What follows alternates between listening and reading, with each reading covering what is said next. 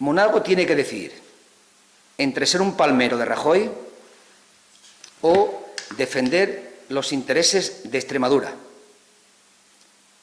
y exigir de una vez por todas para Extremadura soluciones a la declaración de impacto medioambiental de la mina de Agua Blanca, apoyar un plan de empleo absolutamente necesario para converger en la dramática cifra de paro que tiene Extremadura, en desbloquear definitivamente la renovable en Extremadura, que es un yacimiento de empleo muy importante para esta región, el exigir sin ambages, sin dudas, un tren digno y un plan de infraestructuras acorde con las necesidades de Extremadura,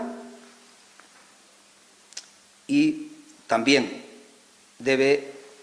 decir a sus parlamentarios en Madrid que apoyen la iniciativa del PSOE nacional de que los ayuntamientos y las diputaciones provinciales puedan destinar sus ahorros a creación de empleo,